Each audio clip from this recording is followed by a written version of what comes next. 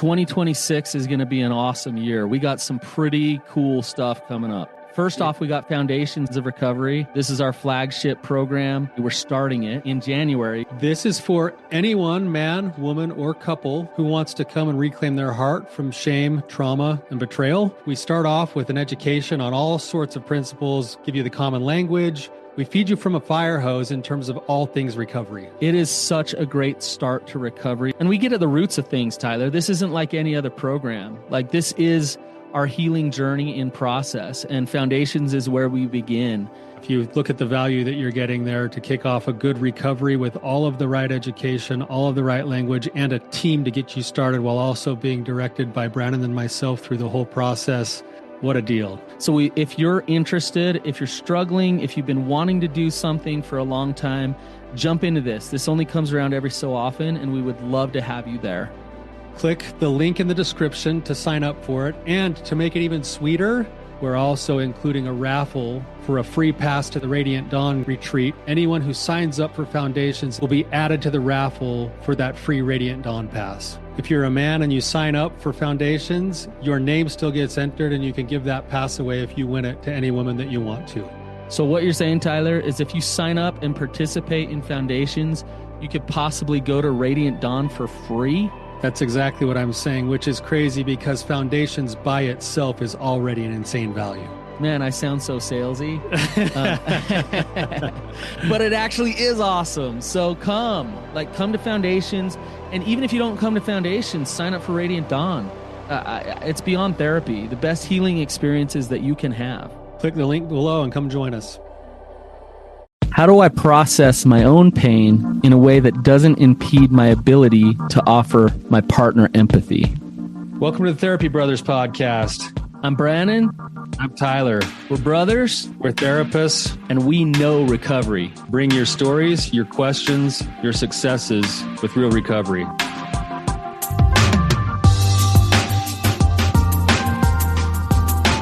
Hey, Tyler, you ready to have some hard conversations? Let's do it. Let the Therapy Brothers podcast begin. Brannon, welcome back, man. Hey, thanks. It's good to be back. You come home looking even more like a new man than before. Look, I am a new man. It's constant renewal. I was listening to a talk by Jordan Peterson this last week, and it just hurt me because it felt so true. But basically what he said is that we're constantly going through this process of putting ourselves into the fire and burning off old selves so that we can regrow a new self. I'm just sick of that. Hey, just embrace it. Hey, you just turned how old? What are you, 46? 40. That's what's funny. I woke up on my birthday and my wife rolled over. She's like, hey, like, how old are you now? And I'm like, I'm 45 today. And then I started doing the math. I'm like, I just lost a year of my life. I'm 46. You're 46, man. Jeez, you're old.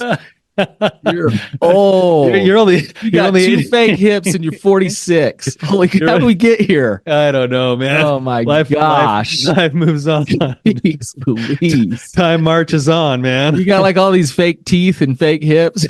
I know. My daughter said yesterday, she's like, Dad, by the time you're 80, you're going to be so bionic that you're going to be nothing but metal. Like, hey, you can still climb mountains though. Yeah. You're like a goat. Have an active lifestyle. Yeah. You're the 46-year-old goat, man. Well, it is good. It is good to have you back, Brannon. I think our guests will be happy to have you back too. So yeah. Well, speaking of guests, we have a great guest here with us today. So Doug, welcome to the show. Hey guys, thanks for having me. If you could just get into it with us a little bit, tell us your story, tell us what's going on, and we'll go from there. Okay. I've been in recovery since July of last year from sex addiction, and along the way, my wife and I have been married 15 years. We have 3 little kids, 11, 9, and 7, and my addiction has caused a lot of pain in our lives, and we're right now living separated from each other. So I'm in a rental place about 30 minutes from home where my family lives. And I'm finding that in recovery, one thing that's sticking with me that's kind of allowing me to drop shame is like or at least move through my shame, is like the choices I made wasn't because I woke up one day thinking I'm just want to be the most evil version of myself. Like there's a lot behind the choices I made and how I got here. And as I'm unpacking that with help, I'm going through my childhood sexual abuse. And I'm right now currently where we're at. I'm just feeling a lot of pain. My recovery has brought me to this point of processing lots of childhood trauma, pain from abuse, pain through my family, being raised in a dysfunctional family. But I'm also experiencing lots of pain in the moment of being separate from my wife and children and seeing the pain that they're in and not being close when I really desire that. So I'm just, as I think through that on my own time, I feel like my pain is in a way hindering me from having pure and total empathy for my wife. And I know that that is something that I want to do better. And I think she is deserving of me doing better. So I'm wondering, how do I process my own pain in a way that is healthy for me, but also is going to be really helpful for her? Doug, this is a phenomenal question. And it's actually like, it's very difficult to show up with empathy when you've got layers of pain, like you just talked about. And I think there's another layer that you didn't add there, that there's the base layer of shame, and then there's the childhood trauma, and then there's the separation pain that you're going through. And all of that is all jumbled up in like this big kind of soup that's totally in the way of what you really want, which is to show up in strength and honesty and empathy with your wife, right? Yeah. It's classic. This is classic, and it's really difficult. So I'm glad you're here to talk about it today. It was interesting. So I got home yesterday from Peru, and we did a lot of hard work with the clients that were there, like deep trauma work and stepping into pain. And some of the people that came had some significant abuse happen when they were children, and it definitely is affecting and has affected their current relationships and attachment and ability to create intimacy in their life. And as we did this deep trauma work, that pain really embeds itself, even physically, like in many different ways. It locks in and it says, don't touch this, don't go there, don't process this out. It's too scary, it's too difficult, it's too hard. And that pain wants to stay, and it wants to stay, and it wants to stay. And I do believe, Doug, that healing is absolutely real. Healing is absolutely possible, and that you can heal. But it's good to recognize what you said. You're very aware of what's going on. That's good. I want to ask you, what are you doing to do your own individual work on this abuse, trauma, and pain? I went through a week-long intensive program nearby my house. Like it was like 70 hours of therapy in a week or something, because they told me to, like, my wife and I sought counseling, and they suggested that I go there. They could tell that there was something deeper going on with me than I could even see. So I did that. And that was focused on, me and my childhood and the lies I've believed for a long time. And I don't know if you guys have read Abba's Child. There's like talks about the imposter side of me, and like learning all those different parts of me that I think. So I'm still processing that today is with my therapist. So I meet a CSAT weekly. Sorry to answer your question directly. He's been helping me through my childhood sexual abuse with EMDR and just like experiential therapies, walking through the pain of that in my childhood. And I'm in group therapy, Celebrate Recovery. I just finished my 12-step last week. Okay. So I'm reading books and trying, like, I do desire to get healthy. Like, I mean, I think that to answer your question indirectly is what I think what I'm trying to learn right now is I don't remember a time in my life from before my sexual abuse. So I'm really trying to figure out, well, who actually am I then? Yeah. Like what parts of me today are showing up that are genuinely, authentically me, and which parts of me show up because they showed up to protect me when I was young. Yeah.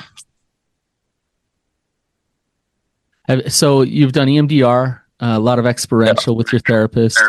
Yeah. Have you done any parts work? Yeah, not a lot, but that was part of my intensive week that I did. Okay. That week-long training. Okay. And having done all of this work, is it working? How are you feeling? Are you making progress? Yeah. I believe so. Like writing to you and scheduling an appointment and showing up here, I think you don't know me at all, but that's to me that's progress. Yeah. You're stepping in with courage on a lot of fronts. It sounds like you're, I don't know that Brannon and I would suggest much different than what you're currently doing in terms of your own personal work. You're committed to your personal individual work. You're specifically targeting some of the trauma from the past with the right kinds of therapies. It sounds like part of what you're struggling with is just the actual pain that comes up when you're doing this work, plus the pain of, a strained attachment with the people that mean the most to you. And it's like, how do I cope?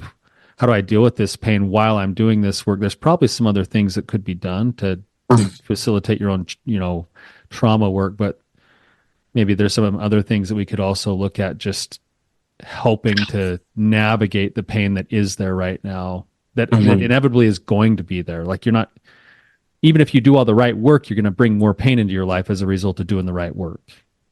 Totally. Yeah. What's the status on the relationship right now? So you're separated. Do both of you have the intention of reconciliation and working toward a healthy relationship?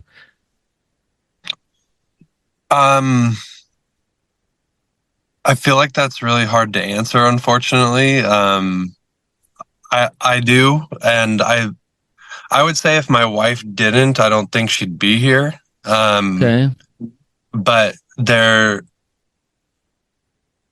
I think that I've hurt her so much that right now there's still too much fear of whether or not I'm genuine and whether or not I do want to change. I think it would be too painful for her to verbalize to me that that's something she really wants. So I haven't heard that affirmation yet, but I want to believe that that is where we are headed. So you get the sense that that's what she would hope for, but she's guarded and protected and careful because she's been hurt. That's totally. I believe so. Okay. But she's not signing divorce papers. She's not. No. Yeah. Okay. So just to go along with that, I just want to know what your communication looks like on a week-to-week basis right now. Um, so we meet with couples. We do couples coaching for betrayal trauma and sexual addiction. We meet once a week with that. That's the extent of our togetherness of therapy. And then, we have 3 kids, so I guess that's a good way to put progress. Like, I know that I wasn't safe to her. Like, she needed to set boundaries and ask me to leave the house because I wasn't safe for her or the kids. And now, like in the beginning, when I first moved out and started recovery, I wasn't able to see the children because I wasn't safe. And at this point in recovery, I see them basically every day, unless I'm going home, I'm around her, we talk, we engage. So I think there's progress there, definitely, that I can see. And I think that as time goes on, as I recover more, and I feel like as I get more confident in who I am, I think that that's been opening up safety for her to share a little bit more of her pain with me and allow me to carry some of it. But that's more recently. That's only happened in the last month or so. Yeah. Part of me wants to say to you, Doug, and this might not be what you want to hear, but you're talking since last July. You have made massive amounts of progress and are absolutely on the right track. And where your wife's at is right where she needs to be too. And part of this is just the reality of the process of recovery, of figuring out who you really are, and then rebuilding trust with her. And so your question of like, God, how do I do this work on my own while I create the empathy and the safety for her? Sounds like in many ways you're doing it. Do you understand? Do you understand? I get what you're saying. Yes. And what? And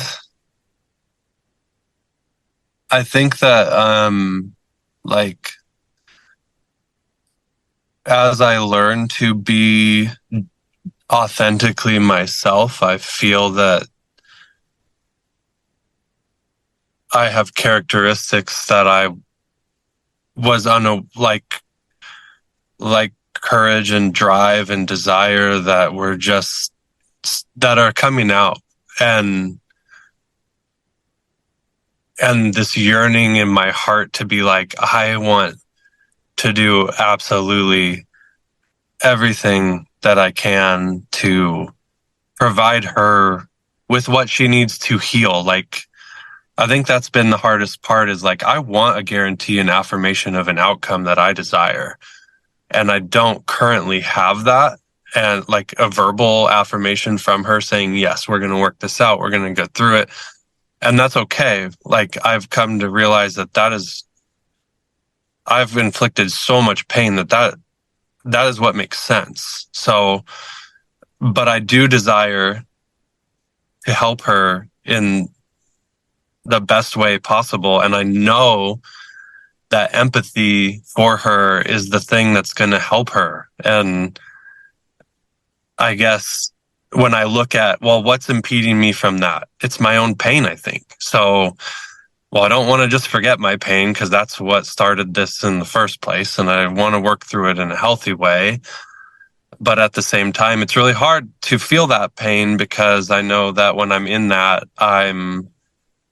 it's hard for me to take a part of her pain and think through it like with full empathy, if that makes sense. Like, I guess talking it out with you, I think that the thing that's going to help me the most is, instead of trying to separate my pain from her pain, is actually working through my pain in a healthy way that gives me leverage to move to empathy. I think you're spot on. Doug. I actually think that I agree with Brannon when in talking to you. This is the hard part. You ever played Super Mario Brothers, like the old one? Of course. Yeah. It's like I sometimes look at recovery this way where, you go down the tube and then it moves you all the way down, you end up in some other world or something. Yeah. Sometimes I think recovery is that way where you've been putting so much input, like sludge, into your life without knowing it for years and years and years and years. And then finally something peels the layers back and you're like, oh my gosh, I got to do something different. And you start putting in new inputs that are good inputs, but the tube is still full of all the crap. And so what you're doing is you're putting in new inputs, but you haven't gotten any of the outcomes yet. And so it's really hard because it can get discouraging when you don't get that little sliver of hope or that little ray of light or that little thing that's like, hey, I see you and I know this is going to get better. And so you're like over here going, I'm putting in all the right stuff, but all that's coming out the other end of the tube still is the sludge. And it's like, oh, this is so hard. Like, Yeah. And the hard part in a situation like this is that you're still new in learning how to separate accountability from shame. So you have your own internal shame story. You have the disappointment that you see in your wife's eyes. The minute that you see her pain, it's like a fork in the road where you can either go down into your old shame again and get lost and disappear and not be there for her, or you feel like I got to show up for her and I got to do everything right and like be perfect. But then it's like, but I still have this pain. Yeah. Like it's still there and it's legitimate. And part of the work that you have on the day to day is every time you get a chance to visit with your wife, you have a chance to figure out how to fuse those two things and to say, it's honest for you to say, man, this is really hard for me to hear. And I want to be here for you. So now it's like, I'm going to hang in here with you as long as I can. I'm going to practice that empathy. I'm going to be here. And I'm going to show up in strength. And I'm going to do the things that you just said. You said two things today that I think are very important. I want to come back to. One is, I realize now that I didn't wake up feeling evil. I didn't wake up desiring to be evil. Then you also said, and I think you're onto something here, the more confident I become in myself, the safer she feels to share her feelings with me. So in a certain sense, you're already answering part of your own question in all of this, I think. Yeah. Is that the individual work of self-confidence, of self-love, of self-compassion, of acceptance is actually going to yield results towards the relationship if you'll stay the course and keep putting the right inputs in. Great. Thank you. Yeah, that makes a lot of sense. It doesn't change that you're still in a ton of pain. It does not. Right. Say more about, you say you're struggling to empathize. Yeah. Like, how does that look? What do you mean you're struggling to empathize with her? I think it shows up in a few ways. I know when we've talked, part of me, being a guy, like I just want to fix it. And, so that's part of it. That's not commonly how I show up, but I have, approached her with that mindset, and that's not good. Like, I know that she's not looking for me to fix anything, just sit and carry it with her. So, I recognize that. And another way would be like, I'll just, like, an example would be like last night, yesterday, I went to work, and then my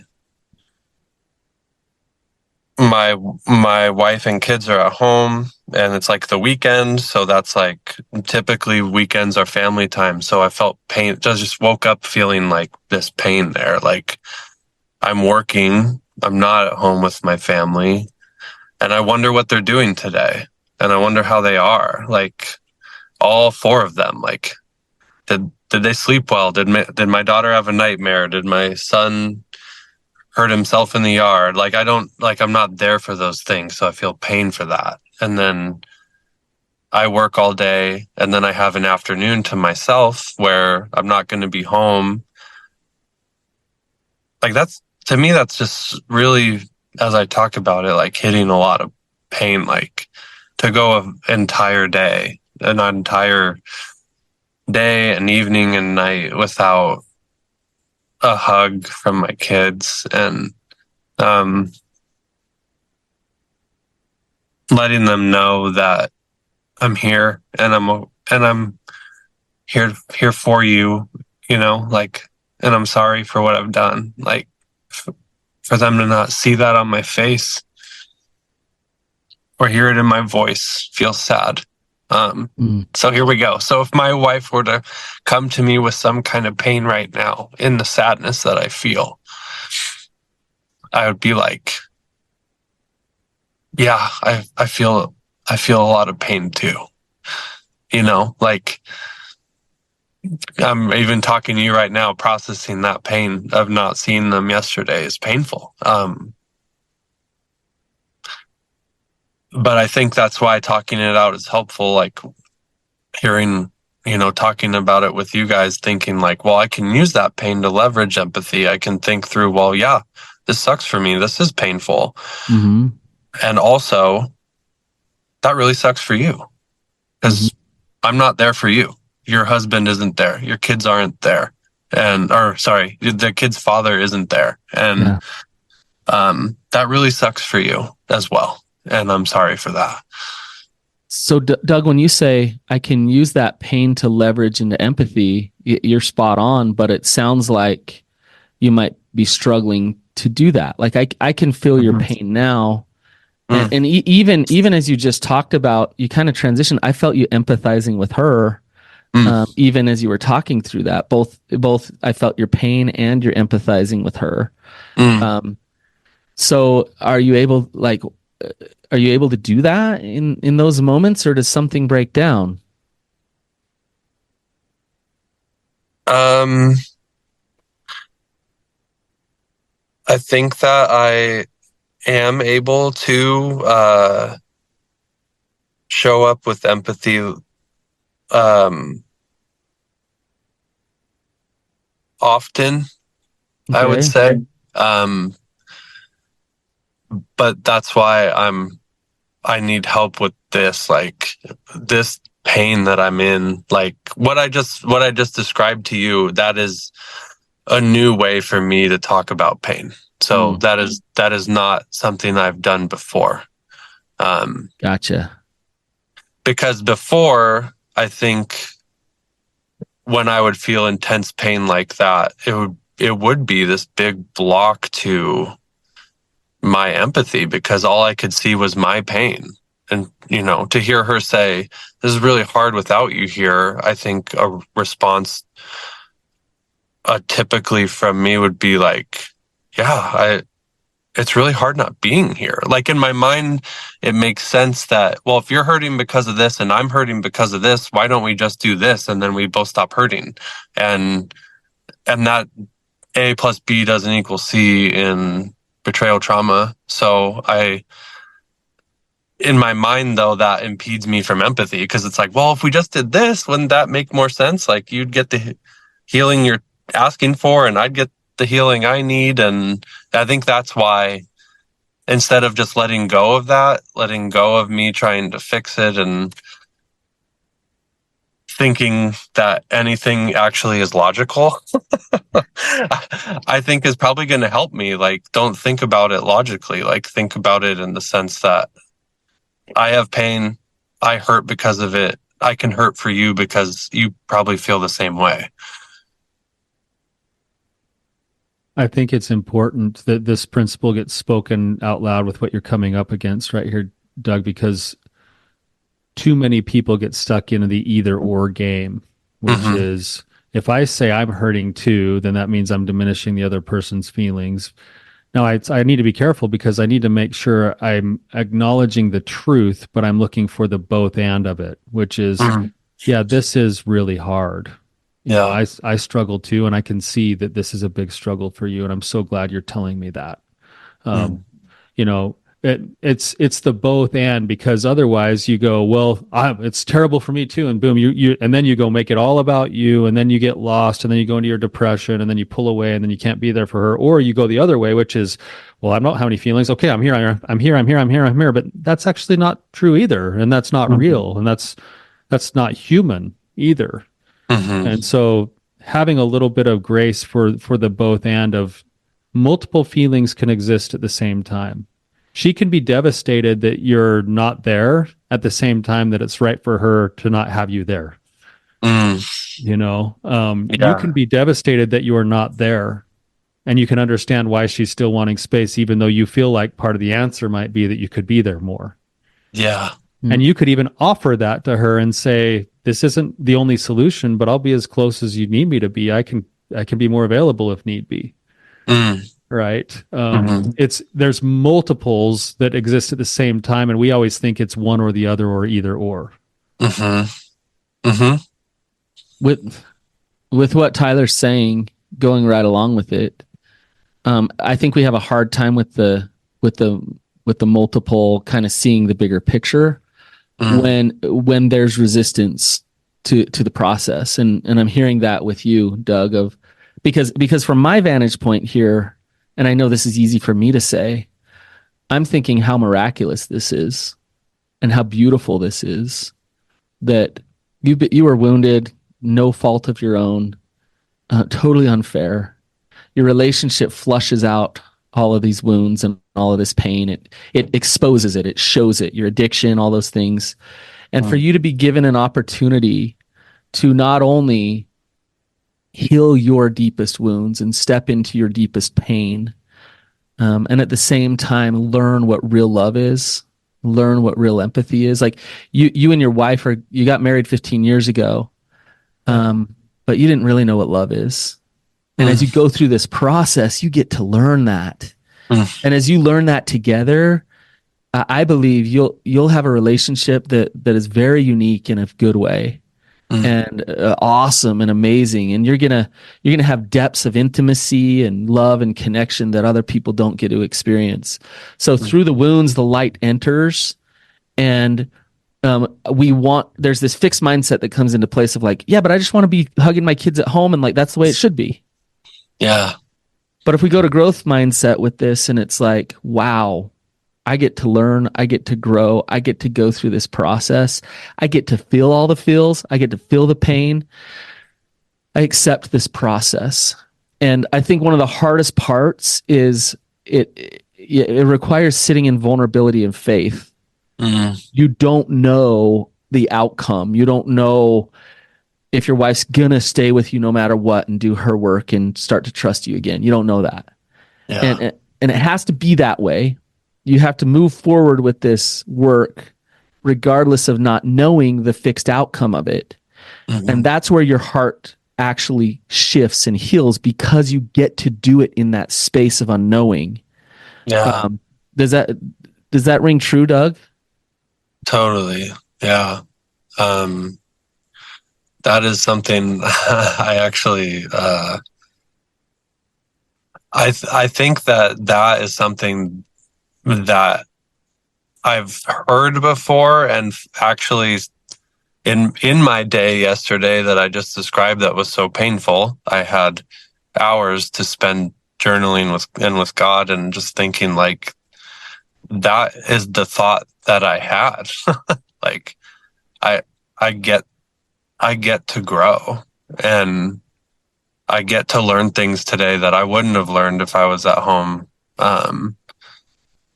and processing things that I've chosen to not face for like 30 years. So I feel that, I feel that a lot. Yeah, that makes a lot of sense.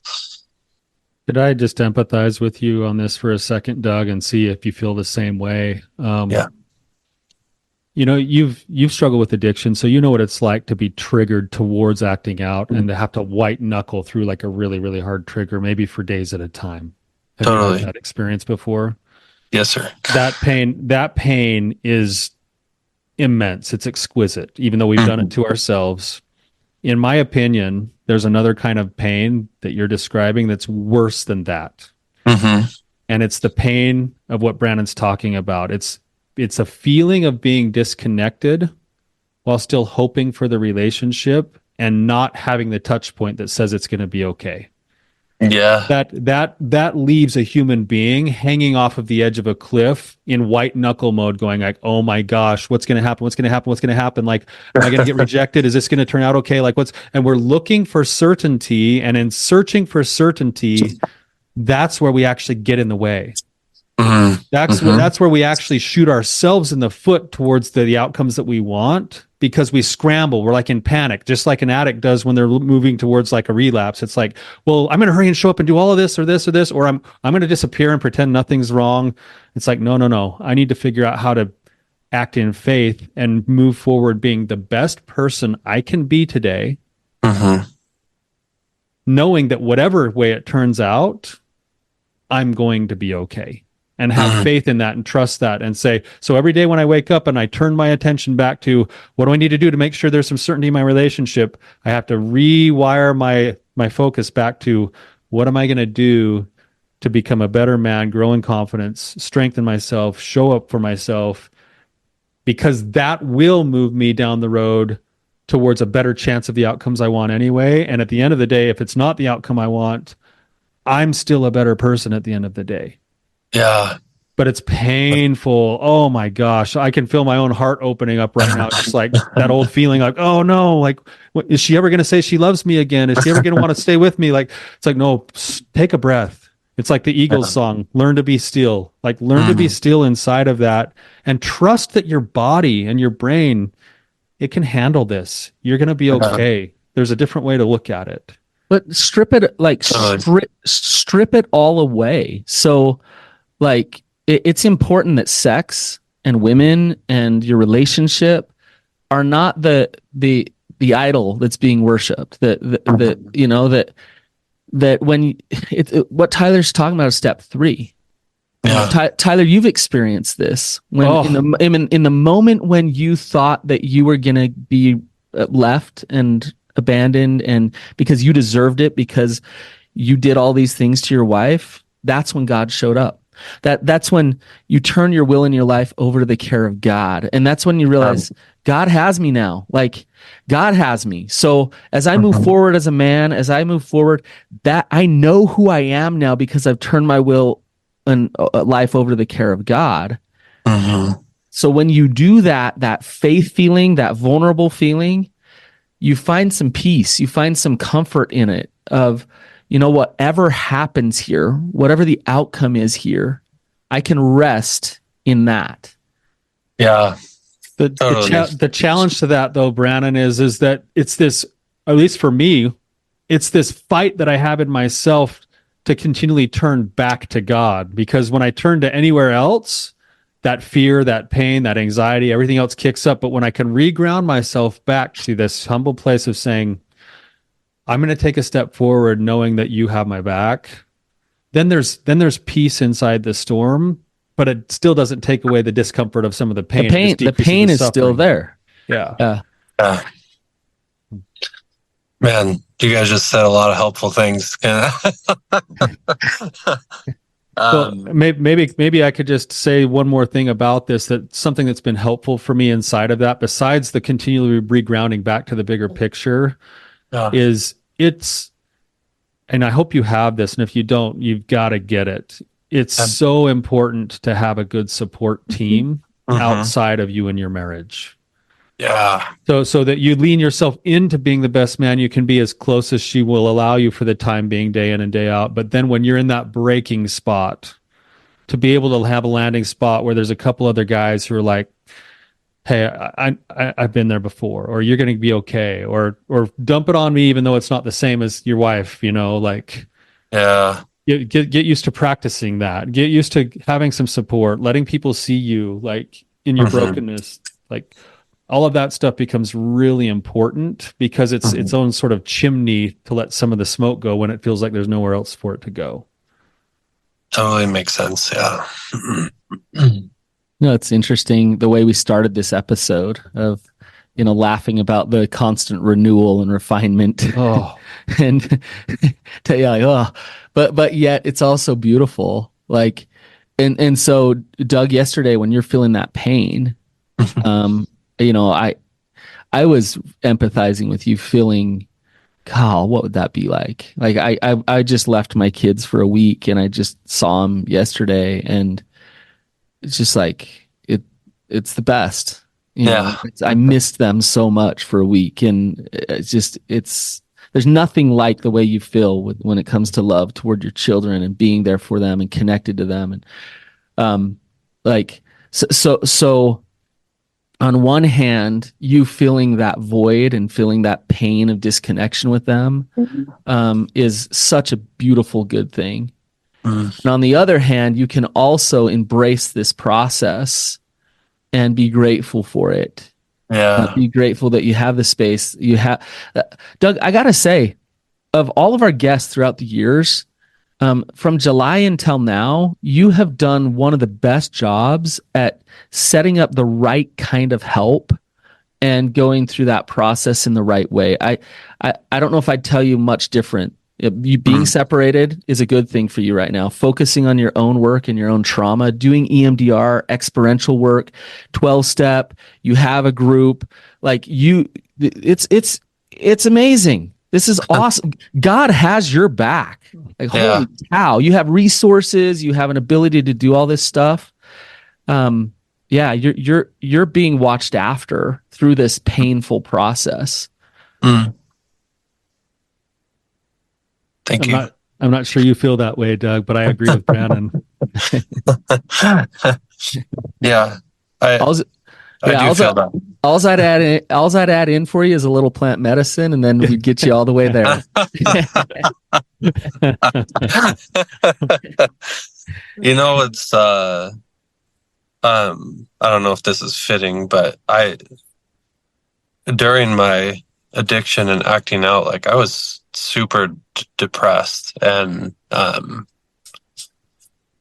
couldn't verbalize to anyone what was causing that because it was so shameful. And one thing I got hooked up with was I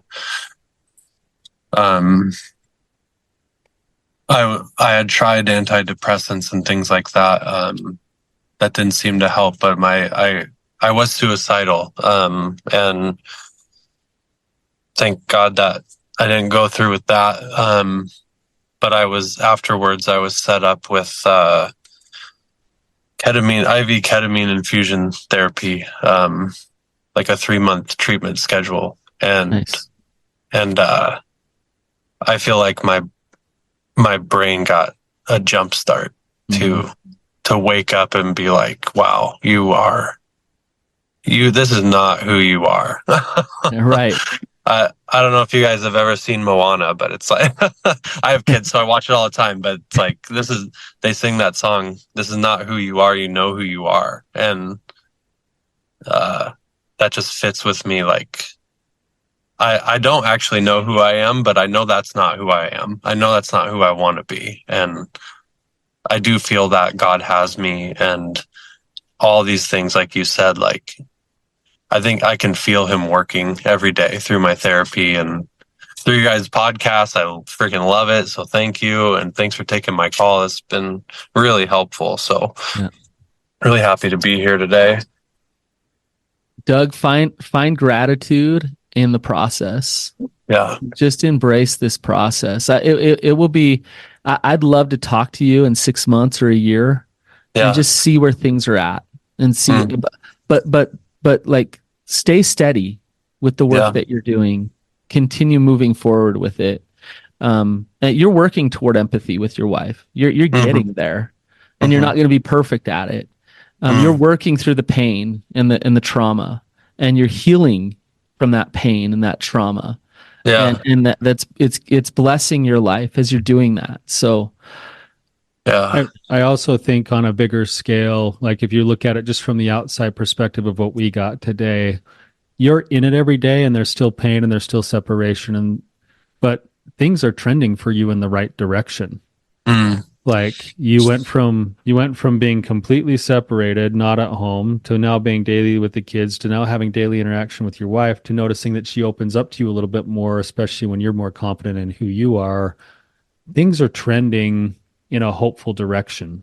Not that outcome is guaranteed, and it may not be. And maybe she gets to a spot where you keep trending up and then she's like, I'm out. And you're like, okay, that sucks. But so there's no guarantees, but things are trending in the right direction. Your personal life is definitely trending in the right direction. I like what you said. I don't know who I am all the way yet, but I know who I'm not. And you are not the evil person that destroys people's lives that you've painted yourself out to be. And you're not the imposter. And the more that you integrate those parts of yourself through the work that you're doing, the more you will grow in confidence, and the more you'll begin to create a vision, a future of the life you want to live. And you'll also start to uncover, I believe this is true for you, Doug, you probably already have, but you'll start to uncover specific names that God has for you.